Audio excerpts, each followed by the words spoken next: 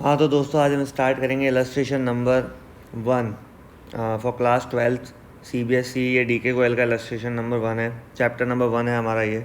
और chapter number 1 हमारा, उसका नाम क्या है वो भी देख लेते हैं हम एक बार। Accounting for partnership forms of fundamentals. ठीक है, अब इसमें ये बात ध्यान रखनी है भाई, CBSE RBSE का क्या लॉजिक है भैया। CBSE और RBSE में इतना ज़्यादा डिफरेंस है नहीं। क्यों नहीं है भैया, लॉजिक्स तो वही रहेंगे, बस थोड़ी एक आध चीज़ें क्या होंगी, थोड़ी डिफरेंस होगी, तो उसके ऊपर हमें थोड़ा फोकस करना होगा।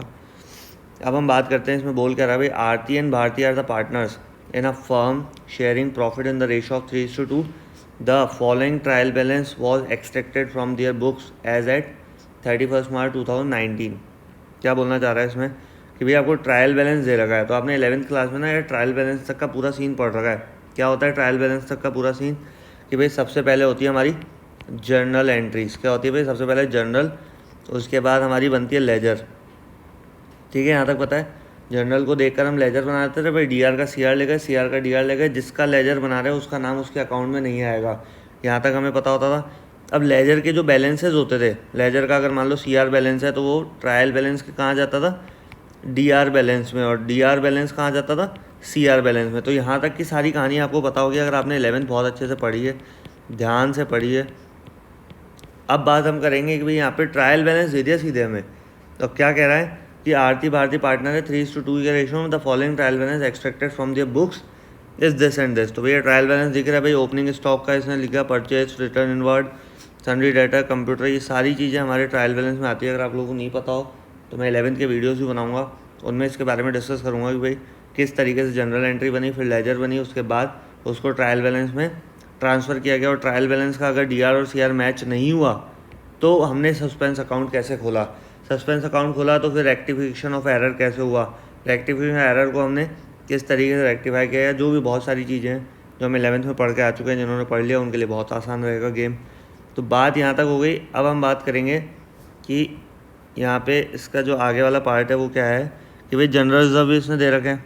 क्या दे रखे हैं, जनरल रिजर्व भी इसने गिवन है। यहाँ पर हमारे पास आगे का जो पोर्शन है वो हमारा यहाँ पे आ जाता है। ये रहा general reserve, general charges, general charges हो गए हमारे ये। फिर cash at bank, Aarti drawing, भारतीय ड्राइंग। ठीक है भैया, ये तो पूरा ट्रायल बैलेंस का जो रिमेनिंग पार्ट था वो मैंने आपको शो कर दिया कि क्वेश्चन में पता होना चाहिए हमारे पास है क्या क्या। अब हम बात करेंगे, वापस वहीं चलते हैं कि भाई इसको सॉल्यूट कैसे करना है। तो सॉल्यूशन करने के लिए सबसे पहली चीज़, इसकी जो अदर इन्फॉर्मेशन है वो भी पढ़ लेते हैं हम। You are required to prepare P&L account, ठीक है, एंड P&L एप्रोप्रिएशन अकाउंट। हाँ भाई, P&L अकाउंट क्यों बनाना पड़ा, सबसे पहली बात समझना। P&L account of the firm तब बनाना पड़ता है जब क्वेश्चन में प्रॉफिट एंड लॉस आपको नहीं किया गिवन होता फॉर द ईयर। जिस ईयर के लिए हमें P&L एप्रोप्रिएशन बनाने के लिए कह रहा है, ये देखो यहाँ बना रखा है 31 2019, ये मैंने सर्किल कर दिया बड़ा सा, ये बना रखा है हमारे P&L appropriation account for the year ended 31 March 2019। उसके लिए P&L अकाउंट इसलिए बनाया क्योंकि ये जो आखिरी में देखो net profit transfer to P&L appropriation दिखा रखा है 1,37,000। तो इस 1,37,000 की हमें डिमांड थी, जो कि इसमें डायरेक्ट हमें गिवन नहीं था, इसलिए ही ट्रायल बैलेंस दे रखा है पूरा का पूरा। अब उसमें से क्या होगा, मेन चीज़ें उठा के आपको ट्रेडिंग, अच्छा डायरेक्ट आप P&L बना नहीं सकते क्योंकि ट्रेडिंग का ग्रॉस प्रॉफिट भी चाहिए होगा। जिसने 11th अच्छे से पढ़ी है उसको पता होगा कि ये जो ग्रॉस प्रॉफिट इधर आया तो ये ग्रॉस प्रॉफिट इधर डीआर का सीआर हो जाता है। अगर मान लो यहाँ पे ग्रॉस लॉस आता, क्या आता है यहाँ पर, ग्रॉस लॉस आता, तो वो यहाँ पर डेबिट में आ जाता है, यहाँ पर उसके ऊपर टू ग्रॉस लॉस के नाम से। तो ये सारी कहानियाँ हैं, इन कहानियों को ध्यान समझना है, बेसिक चीज़ें बता रहा हूँ उस अकॉर्डिंग समझते हुए आगे चलना है। अब सबसे इम्पॉर्टेंट बात भाई, P&L एप्रोप्रिएशन में होता क्या है ये समझते हैं हम सबसे पहले। भाई P&L लास्ट ईयर बना रखा है, नहीं भी बना रखा तो अभी वापस समझा दूंगा। P&L में आता क्या है, ट्रेडिंग में क्या आता है। ये P&L कौन सा बन रहा है कि भाई ये ऊपर वाला जो पोर्शन है ना, ये ऊपर वाला पोर्शन यहाँ तक का 9,88,000 का, ये तो बन रहा है ट्रेडिंग। ठीक है, इस ट्रेडिंग का ग्रॉस प्रॉफिट उठा के देखो 3,20,000 यहाँ पे लिखा दिया, और बाकी ये वाला जो पोर्शन है ये पूरा क्या बन रहा है, P&L, और ये net profit transfer to the P&L appropriation 1,37,000 DR side में बच रहा था, इसलिए हमने डीआर साइड में जो अमाउंट कम बचता है तो उसको हम क्या मानते हैं, प्रॉफिट। और सीआर में अगर मान लो अमाउंट कम पड़ता है तो उसको क्या मानेंगे हम, लॉस। और ट्रेडिंग से हमारा निकलता है ग्रॉस प्रॉफिट, तो अब P&L से निकलता है नेट प्रॉफिट। ठीक है। ट्रेडिंग से हमारा निकलता है ग्रॉस लॉस और P&L से निकलता है ग्रॉस नेट लॉस, ठीक है। इन चीज़ों का ध्यान रखना भाई। DR का CR का DR अगर आपको ये चीज़ करनी आ गई तो समझ लेना बहुत आप तरक्की कर जाओगे अकाउंट्स में, अदरवाइज़ गड़बड़ हो जाएगा मामला। अब हम बात करेंगे कि भाई P&L एप्रोप्रिएशन अकाउंट बनता क्यों है। भाई P&L एप्रोप्रिएशन क्या है भैया, बांटने के लिए। किसके लिए बनाते हैं, डिस्ट्रीब्यूशन। हाँ भाई पैसा बांटना है क्या भाई। यहाँ तक P&L में तो हमारा क्या हो गया, प्रॉफिट हो गया, ठीक है। क्या हो गया, हमारा प्रॉफिट हो गया। अब क्या करना है, हमें डिस्ट्रीब्यूशन करना है, बांटना है पैसा, ठीक है भैया बांट देंगे। इसमें बोल रहा है भाई stock on 31 March 2019 was valued ₹60,000। जो स्टॉक था ना 2019 को, वो था हमारा 60,000 रुपीज़ वैल्यूड किया गया था। तो अगर हम बात करें कि सबसे पहले तो हम P&L बनाना सीख लेते हैं कि P&L होता क्या है। तो आ जाओ भाई P&L की बात कर लेते हैं। तो इसमें देखो दिख रहा है ओपनिंग स्टॉक है, परचेज है, रिटर्न इनवर्ड है, सन्ड्री डेटर, कंप्यूटर, ये सारी चीज़ें हैं। अब इसके अकॉर्डिंग हम क्या करेंगे, बात यहाँ पे ये करेंगे कि यहाँ पे P&L बना के देखो। ओपनिंग स्टॉक हमारा आता है ट्रेडिंग अकाउंट में, परचेज आता है हमारा ट्रेडिंग में, रिटर्न आउटवर्ड आता है, वेजेस आता है और ग्रॉस प्रॉफिट, ये तो सब आखिरी का काम है। 3,20,000 की यहाँ पे एक अमाउंट कम बच रहा था। सेल्स आता है हमारा CR साइड में। अब हम बात करते हैं कि भाई P&L अकाउंट बनता कैसे है। तो आपको पता है जितने भी डायरेक्ट एक्सपेंसेस है ना वो होते हैं DR, और जितनी भी डायरेक्ट इनकम है ना वो होती है CR। किस में, ट्रेडिंग अकाउंट में। हाँ भाई आपको लगेगा यार यहाँ ट्रेडिंग अकाउंट तो दे ही नहीं रखा, यहाँ तो डायरेक्ट P&L दे रखा है, क्योंकि रिक्वायरमेंट P&L की है ना। P&L बिना ट्रेडिंग के नहीं बन सकता है। अगर आपको बाय डिफ़ॉल्ट अगर आपको दे रखा है कि भाई ग्रॉस प्रॉफिट भी आपको गिवन है तो फिर भी बन सकता है, लेकिन हमें ग्रॉस प्रॉफिट निकालना था इसलिए हमने यहाँ पे ट्रेडिंग अकाउंट भी बनाना पड़ा। वैसे ही हमें यहाँ पे नेट प्रॉफिट निकालना था इसलिए हमें यहाँ P&L की रिक्वायरमेंट पड़ गई। अगर ये डायरेक्ट नेट प्रॉफिट ही दे देता हमें तो ना हमें ट्रेडिंग बनाना पड़ता ना P&L बनाना पड़ता। हाँ भाई बेसिक बात बता रहा हूँ, ध्यान रखना। अगर हमें डायरेक्ट ये नेट प्रॉफिट दे देता, जो कि नेक्स्ट क्वेश्चन में अगले क्वेश्चन में आने वाला है कि डायरेक्ट नेट प्रॉफिट दे रहा है, तो वहाँ पे आपको डायरेक्ट क्या करना है, P&L एप्रोप्रिएशन बनाना है, ये वाला अकाउंट बनाना है। ये बनाने की ज़रूरत नहीं है, तो ये मैंने काट दिया है, तो इसको हटा तो दूँ एक बार। अब बात है भैया यहाँ ट्रेडिंग में क्या आता है, ट्रेडिंग के डेबिट में जितने भी डायरेक्ट एक्सपेंस है। हाँ भाई डायरेक्ट एक्सपेंसेस से मतलब समझो, हाँ भाई स्टॉक नहीं होगा अगर बिज़नेस में तो बिज़नेस चल पाएगा क्या। परचेज़ नहीं करोगे बिज़नेस चल पाएगा क्या। रिटर्न आउटवर्ड नहीं होगा, वेजेस नहीं होगा, तो ये सारी चीज़ें। भाई सेल्स नहीं करोगे, भाई बेचोगे नहीं, पैसा कैसे आएगा। तो ये क्या है, सीधा प्रभाव डाल रहे हैं बिज़नेस को। क्या कर रहे हैं, ये डायरेक्टली इफेक्ट कर रहे हैं। तो डायरेक्टली इफेक्ट करने वाले जितने भी चीज़ें हैं वो सारे किस में आएंगे, ट्रेडिंग में, क्योंकि वो व्यापारिक खाता है। क्या है, व्यापार का खाता। बिना व्यापार के तो धन लाभ कैसे होगा भैया। अब बात करते हैं P&L। P&L में वो सारी चीज़ें आती हैं जो बिज़नेस को प्रभावित तो करती हैं, इफ़ेक्ट तो डालती हैं, लेकिन इनडायरेक्ट वे में डालती है भैया। क्या डालती है, इनडायरेक्ट वे में। अब बात करें भैया रेंट। हाँ ठीक है, आपने ऊपर किराए पे चढ़ा रखा है अपना, मान लो ऑफिस चढ़ा है, कुछ भी इन द सेंस आपने रेंट पे दे रखा है, तो वो आपके बिज़नेस को कौन सा डायरेक्ट इफेक्ट करेगा, वो कौन सी परचेज सेल में आपकी दिक्कत कर रहा है, नहीं कर रहा ना। सैलरी टू स्टाफ, हाँ भाई स्टाफ को सैलरी दे देंगे, कई बार 2-2 महीने रोकनी पड़ती है। अभी लॉकडाउन का सीन रहा है तो भैया रोकनी पड़ती है, वो जेब से तो देगा नहीं, तो ठीक है थोड़े दिन बाद। जनरल चार्जेस हैं, normal charges, depreciation of computer, भैया लगेगा ही लगेगा डेप्रीशिएशन ऑफ कंप्यूटर। कितना ही रोक लो, कितना ही जोर लगा लो कि डेप्रीशिएशन लगेगा, वो तो लगेगा, है ना। तो ऐसी चीज़ें तो आपको बेसिकली ऐसी चीज़ें समझनी। हाँ कई चीज़ें एक्सेप्शन होंगी जो आपको लगेगा कि यार ये तो ट्रेडिंग में आनी चाहिए थी, लेकिन P&L में आ रही है, नहीं यार ये तो P&L में आनी चाहिए थी, ट्रेडिंग में आ रही है। तो भैया एक्सेप्शंस आर ऑलवेज देयर, ठीक है। हर जगह एक्सेप्शन है, अपवाद हर जगह है, तो उसको हमें दिमाग में रख के चलना पड़ेगा कि भाई कौन से एक्सेप्शंस हैं। उसके लिए मैं ट्रेडिंग P&L बैलेंस शीट का वीडियो बनाऊँगा फॉर क्लास 11th, वो आप वीडियोज़ देख लेना, तो आपके लिए बहुत आसान हो जाएगा गेम। अब हम बात करेंगे भाई, ये भी हो गया हमारा, P&L भी बन गया। अब इसको उसके अकॉर्डिंग मैच करके देख लेना, सबके पास बुक्स वगैरह हैं। मैं सिर्फ यहाँ आपको गाइड करने आया हूँ, पूरा क्वेश्चन सॉल्यूट करने नहीं आया हूँ, क्योंकि बहुत लंबा वीडियो हो जाता है। अब हम बात करेंगे P&L एप्रोप्रिएशन अकाउंट कैसे बनेगा। भाई सबसे पहले क्या लिख लो, P&L अगर प्रॉफिट है तो CR में लिख लो, ठीक है ना, क्योंकि यहाँ पे क्या था, हाँ भाई P&L अकाउंट में क्या था, DR में था, तो CR में चलेगा। भाई ये DR का CR करने लगे ना, GR का CR का DR, तो आपके लिए बहुत आसान हो जाएगा गेम। अब बात कर रहे हैं यहाँ पे भाई, rent for the month of rupees this has not been paid, ठीक है। तो ये तो देखो यहाँ पे आउटस्टैंडिंग दिखा दिया। ये आपको सिर्फ ट्रेडिंग P&L बैलेंस शीट का पूरा वीडियो देखोगे ना इंडिविजुअल, तब आपको समझ में आ जाएगा। भाई डेप्रीशिएट कंप्यूटर 20%, डेप्रीशिएशन भी इसमें ही लगेगा।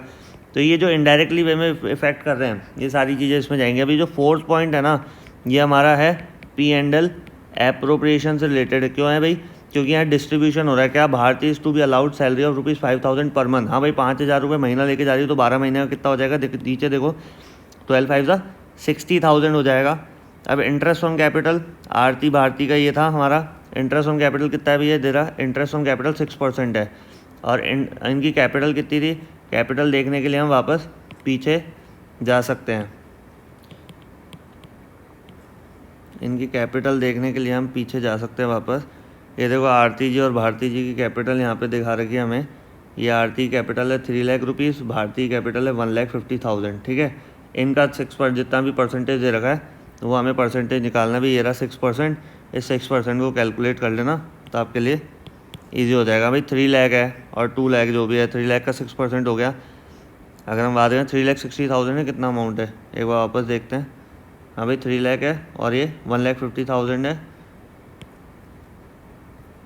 और यहाँ पर हमें दे रखा है 18,000 अमाउंट और 9,000 अमाउंट। कैसे दे रखा है भाई?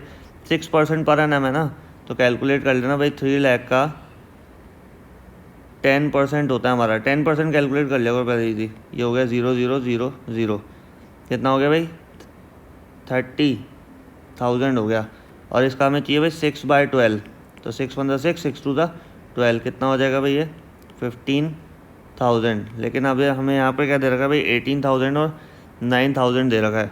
तो इसका पूरा कैलकुलेशन वर्क होगा, वो हमें कहाँ दिखा रखा है? वो शायद इसके पीछे है हमारे पास, ये रहा।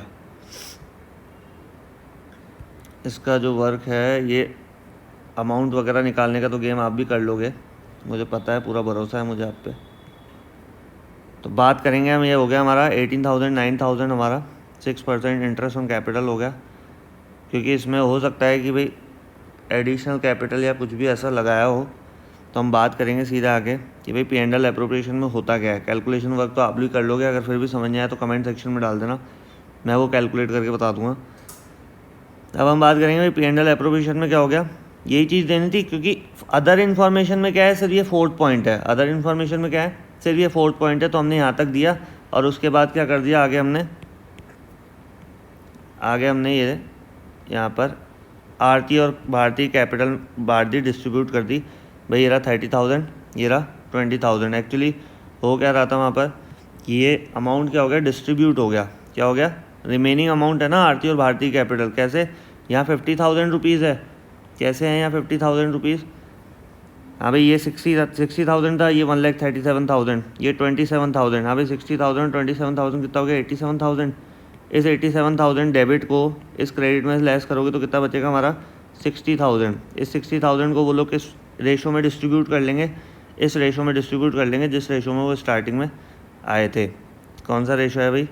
1 2, ये रहा। क्या है भाई? 3:2 के रेशो में डिस्ट्रीब्यूट कर लेंगे। किस में कर लेंगे? 3:2 के रेशो में। तो वही इन्होंने यहाँ पे किया कि ये अमाउंट था इनका और इसने ये हो गया 3:2। एक्चुअली 50,000 बच रहा है, 87 में लेस करोगे तो ये सारी चीज़ें हैं। उसके बाद बैलेंस शीट कैसे बनती है? बैलेंस शीट बनाने के लिए मैंने कहा अलग से वीडियो बनाऊंगा मैं, जिसमें ट्रेडिंग, P&L और बैलेंस शीट। हाँ भाई बैलेंस शीट का मतलब समझ लो क्या होता है, असेट साइड और लाइबिलिटी साइड। हाँ भाई असेट में जितनी भी चीज़ें क्या है, हमारी संपत्ति हैं। ठीक है, कैश एट बैंक, भैया कैश है बैंक के अंदर, संपत्ति है। सन्ड्री डेटर एक व्यक्ति है जो हमारा देनदार है। Debtor, D for debtor, D for देनदार, पैसा देने आएगा। क्लोजिंग स्टॉक, भैया आखिरी में माल बचा हुआ है। कंप्यूटर्स, ये भी हमारे वो है। डेप्रीशिएशन लग गया, चलो कोई बात नहीं, कंप्यूटर पर 10% डेप्रीशिएशन लगा के 40,000 बच गया। लैंड एंड बिल्डिंग ये आ गया। लाइबिलिटी क्या होती है भाई? Sundry creditors. क्रेडिटर्स मतलब हो गया लेनदार। हाँ भाई डेटर्स होते हैं देनदार, D for debtor, D for देनदार, है ना। तो क्रेडिटर्स क्या हो जाएंगे? हमारे लेनदार। भाई पैसा लेने आएगा, आपकी लाइबिलिटी है आउटस्टैंडिंग रेंट। ये जो हमने उसमें P&L में दिखाया था आउटस्टैंडिंग रेंट, वो है आरतीज कैपिटल। हाँ भाई कैपिटल हमारे लिए क्या होती है? लाइबिलिटी होती है। क्यों? क्योंकि बिजनेस और बिजनेसमैन की आइडेंटिटी अलग अलग होती है। हालांकि बिजनेस कुछ है नहीं, लेकिन फिर भी हमें बिजनेस और बिजनेसमैन की आइडेंटिटी क्या है, अलग अलग रखनी है। अगर आप अपने आप को क्या मान के चलोगे? बिजनेस मान के चलोगे, तो आपकी आरतीज की कैपिटल क्या है आपके लिए? ड्राइंग्स है। ड्राइंग्स क्या है? ड्राइंग्स नहीं भैया, ड्राइंग्स नहीं है। आरती की कैपिटल क्या आपके लिए? लाइबिलिटी है। अब आरती ने ड्राइंग कर ली 20,000 की, तो हम वो थोड़ी ना देंगे भाई। आरती 20,000 रुपये निकाल के ले गई। इंटरेस्ट ऑन कैपिटल ये हमारा था 18,000, नेट प्रॉफिट था हमारा 30,000। तो एक चीज़ बात समझ लो भाई, जितनी कैपिटल होगी ना अब चाहे इसमें अलग अलग कैपिटल है भाई, आरती की अलग है, भारती की अलग है, तो आरती कैपिटल में ड्राइंग तो लेस हो जाएगी और इंटरेस्ट ऑन कैपिटल और नेट प्रॉफिट क्या हो जाता है, ऐड हो जाता है। हमेशा ध्यान रखना। वैसे देखो भारती कैपिटल में उसकी ड्राइंग्स लेस हो गई, तो उसकी सैलरी ऐड हो गई, क्योंकि उसकी कैपिटल बढ़ रही है ना उसकी सैलरी से, इंटरेस्ट ऑन कैपिटल ऐड हो गया और नेट प्रॉफिट ऐड हो गया। क्योंकि सिर्फ भारती को ही हमने सैलरी दी थी, किस में दी थी भाई, P&L एप्रोप्रिएशन में पीछे देखे हैं ना, तो बस उसको देख देख के बनाना है। तो एक चीज़ सबसे इंपॉर्टेंट बात समझ लो यहाँ ध्यान से कि भाई अगर एक अकाउंट बन जाता है तो दूसरा अकाउंट खुद बनता जाता है। सबसे पहले इसमें P&L अकाउंट क्यों बनाया, क्योंकि नेट प्रॉफिट चाहिए था, और नेट प्रॉफिट से क्या बन रहा था हमारा, P&L appropriation account. P&L appropriation account की सारी चीज़ें यहाँ पे हमने इसमें शो करी है कि नहीं करी भाई, सारी चीज़ें आई हैं, ये भी सारी चीज़ें यहाँ पे आई हैं। तो इस तरीके से दिमाग लगाना है। जैसे जैसे नेक्स्ट क्वेश्चन आते जाएंगे आपको और अच्छे से समझ में आ जाएगा। वीडियोस थोड़ा लंबा हो गया है क्योंकि अकाउंटेंसी है, बहुत ही लेंदी है बुक, ही आपने देखा है भारी भरकम है, तो समय तो लगने वाला है। तो अगर आपको वीडियो समझ में आया है तो कमेंट सेक्शन में डालें, मुझे मोटिवेट करें, मुझे अप्रिशिएट करें, जिससे मैं और अच्छे वीडियोज़ आने वाले टाइम में फ्यूचर में बना पाऊँ। राधे राधे।